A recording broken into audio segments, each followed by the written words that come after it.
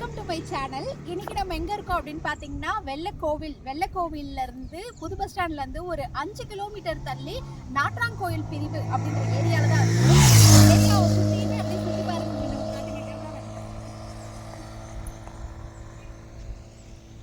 ஒரே க்ரீனிஷாக இருக்குது.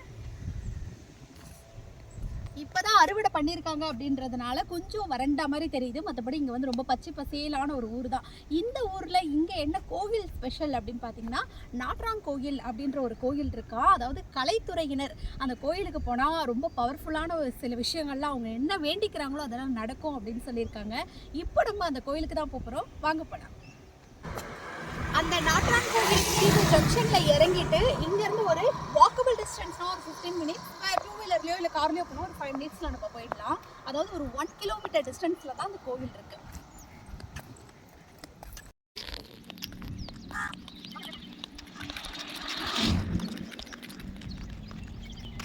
இந்து சமய அறநிலையத்துறை கட்டுப்பாட்டில் இருக்க இந்த கோவில் அருள்மிகு நாட்டராய சுவாமி திருக்கோவில், மேட்டுப்பாளையம், காங்கேயம் வட்டம், திருப்பூர் மாவட்டம்.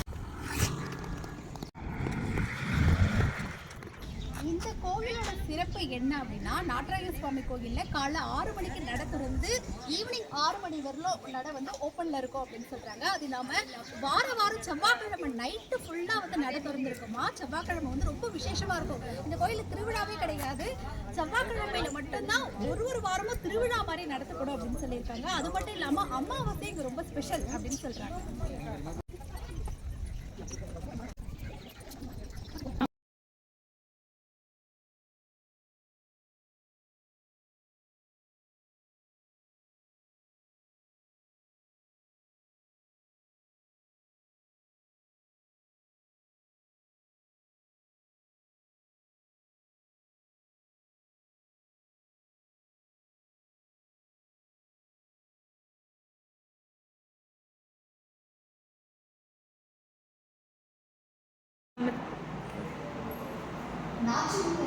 நாட்ராயசாமி நாச்சும் தையருங்க.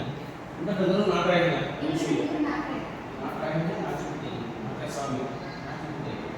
கேள்விப்பட்டிருக்கீங்க இல்லையா? கேள்விப்பட்டிருக்கீங்க.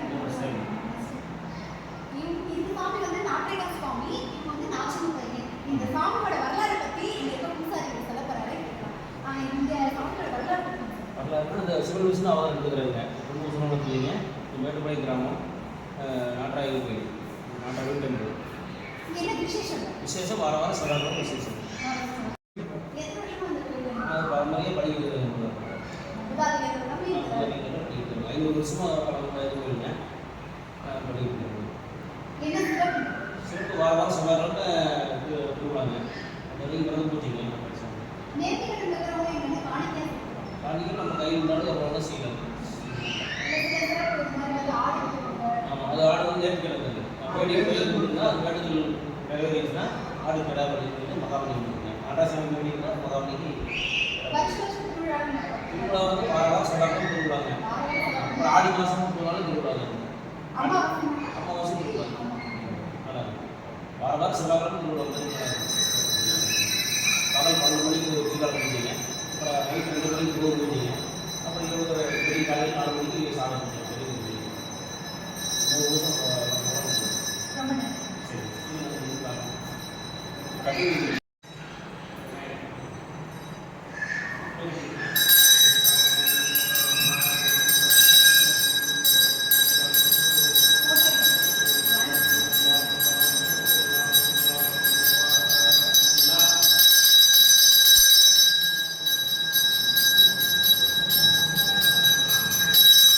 சைடாக நில்லுங்க.